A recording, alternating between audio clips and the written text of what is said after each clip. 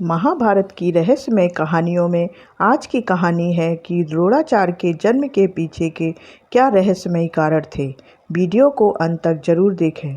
महाभारत के प्रमुख पात्रों में से एक गुरु द्रोणाचार्य का जन्म साधारण मनुष्यों की तरह नहीं बल्कि एक अत्यंत रहस्यमय और अलौकिक ढंग से हुआ था। उनके जन्म की कथा न केवल रहस्य से भरी हुई है बल्कि यह भारत की पौराणिक परंपरा में तप, संयम और ब्रह्मा विद्या की शक्ति को भी दर्शाती है। गुरु द्रोण के पिता थे महर्षि भारद्वाज, जो कि अंगिरस गोत्र के महान ऋषि माने जाते हैं। वे गहन तपस्या में लीन, वेदों के ज्ञाता और अत्यंत संयमी थे। एक बार की बात है जब महर्षि भारद्वाज प्रयाग के पास स्थित अपने आश्रम से गंगा नदी में स्नान के लिए गए। गंगा तट की उस पवित्र शांतता में अचानक आकाश मार्ग से अप्सरा घृताची वहां प्रकट हुई। वह स्वर्ग की अप्सराओं में अत्यंत सुंदर और मोहिनी थी।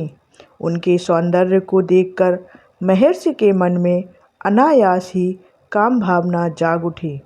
हालांकि वे तपस्वी थे और ब्रह्मचर्य का पालन कर रहे थे, लेकिन भाव इतना तीव्र था कि बिना किसी शारीरिक संपर्क के प्रभाव से ही उनका वीर स्खलित हो गया। यह घटना अद्भुत थी क्योंकि ऋषियों की तप शक्ति और मानसिक सामर्थ्य इतनी प्रबल होती है कि वे बिना संयोग के भी इस प्रकार की मानसिक प्रक्रिया से गुजर सकते हैं। महर्षि भारद्वाज ने अपने स्खलित वीर को अपवित्र नहीं होने दिया। उन्होंने भूमि पर गिरने से पहले ही उसे एक पात्र में एकत्रित कर लिया। यह पात्र कोई सामान्य बर्तन नहीं था, बल्कि एक विशेष प्रकार का मिट्टी या लकड़ी से बना घड़ा था, जिसे संस्कृत में द्रोण कहा जाता है। यही पात्र बाद में उस अद्भुत संतान का माध्यम बना, जिसे संसार ने द्रोण के नाम से जाना। समय के साथ उस पात्र में रखे वीर से एक बालक उत्पन्न हुआ। यह बालक कोई और सामान्य शिशु नहीं था। उसका तेज, उसका जन्मकालीन ज्ञान और उसकी अंतर्यामी प्रवृत्ति यह दर्शा रही थी कि वह ईश्वर की विशेष रचना है। चूँकि उसका जन्म स्त्री के गर्भ से नहीं बल्कि द्रोण नामक पात्र से हुआ था, इसलिए उसका नाम रखा गया द्रोण। आगे चलकर वे प्रसिद्ध हुए गुरु द्रोणाचार्य के नाम से। द्रोणाचार्य के जन्म के पीछे का रहस्य आज के युग में परख नली शिशु के जन्म जैसे होता है, वैसे ही द्रोणाचार्य का जन्म हुआ था। बालक द्रोण अपने पिता महर्षि भारद्वाज के संरक्षण में बड़े हुए। उसने वेद, उपनिषद, ब्रह्म ज्ञान और नीति शास्त्र की गहन शिक्षा प्राप्त की। साथ ही उसे युद्ध, धनुर्विद्या और अस्त्र शस्त्रों की भी विशेष रुचि थी।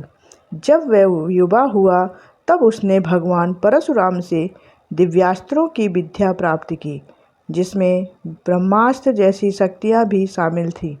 द्रोणाचार्य का जीवन आगे चलकर और भी महान बनता है जब वे हस्तिनापुर के राजकुमारों, पांडवों और कौरवों के गुरु बनते हैं। उन्होंने अर्जुन को विशेष प्रेम और श्रेष्ठता के साथ शिक्षा दी और उन्हें महान धनुर्धारी बनाया। परंतु उनके जीवन में बहुत सी घटनाएं ऐसी भी थीं जो उन्हें एक जटिल और गहराई से भरे व्यक्तित्व का प्रतीक बनाती हैं। इस प्रकार द्रोणाचार्य का जन्म किसी स्त्री की कोख से नहीं बल्कि संयम, तप और मानसिक शक्ति से हुआ था। यह न केवल महाभारत की कथा का आधार बनता है बल्कि यह भी बताता है कि प्राचीन भारत में ज्ञान, योग और ब्रह्मचर्य की शक्ति किस स्तर तक मानी जाती थी। गुरु द्रोण के रूप में एक ऐसा पुरुष जन्मा जिसने न केवल युद्ध कला की शिक्षा दी बल्कि नीति, धर्म और गुरु शिष्य परंपरा का आदर्श भी स्थापित किया। ऐसी ही रहस्यमय कहानियों के लिए हमारे चैनल को सब्सक्राइब करें, वीडियो को लाइक करें, कमेंट करें और